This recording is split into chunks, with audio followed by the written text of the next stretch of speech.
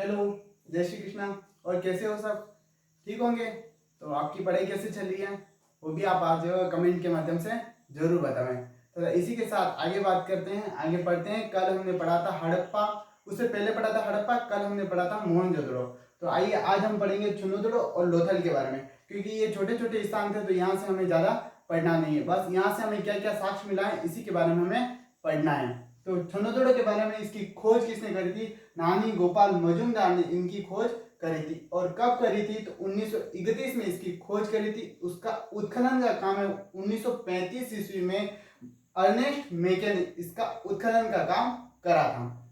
इसके बाद इस बात करते तो यहाँ से हमें ग्रामीण और नगरीय दोनों प्रकार की संस्कृति के साक्ष्य हमें मिलते हैं, जिसको हम जुकर जाकर के नाम से जानते हैं।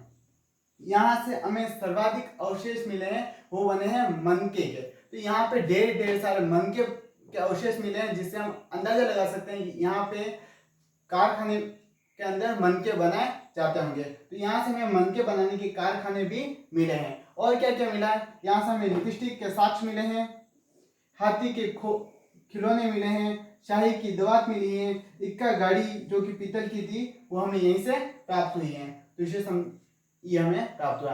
ये एक औद्योगिक नगर था, यहाँ पे मनके बनाए गए कारखाने विकसित किए गए थे और बहुत बड़े बड़े स्तर पर मनके बनाए जाते थे। ऐसा कह सकते हैं कि यहाँ से मनकों की सप्लाई दूसरे नगरों में की जाती होंगी। और चंद्रदुर्ग के बारे में मैं इतना ही पढ़ता।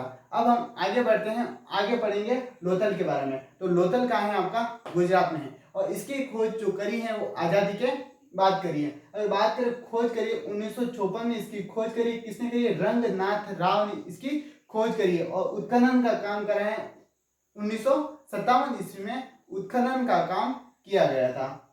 यहाँ से हमें कौन कौन से साक्ष्य मिले? तो सबसे पहले लोथल की बात कर तो अपवाद स्वरूप, यानी कि सारे नगरों की तरफ क्या हो रहा था कि घर के जो दरवाजे थे वो मुख्य सड़क पर न खुल के पीछे वाली गली में खुल रहे थे और आमने सामने खुल रहे थे। इसी प्रकार से इसकी बात कर तो इसके जो घर के दरवाजे हैं, किसके?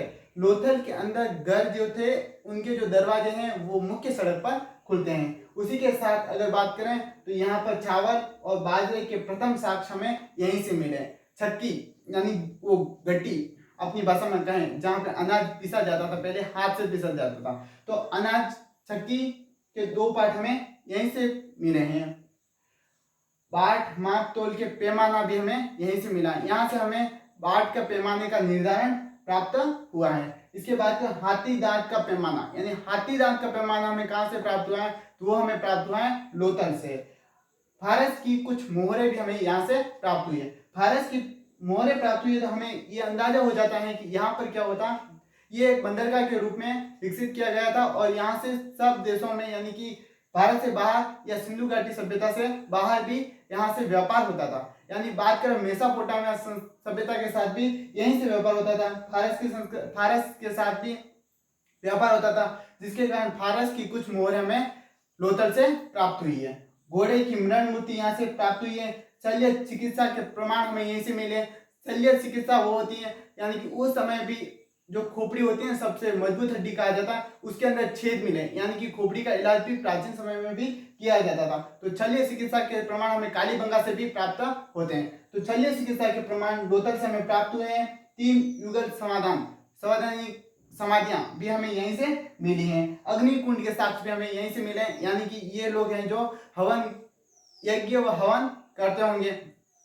और इसके अग्नि वेदिकाओं के पास में ही हमें जानवरों की हड्डियों के साक्ष्य मिले थे, यानी कि हम ये अंदाजा लगा सकते हैं कि ये लोग बलि देने की प्रथा से भी परिचित होंगे। ये लोग जानवरों की बलियां दिया करते होंगे।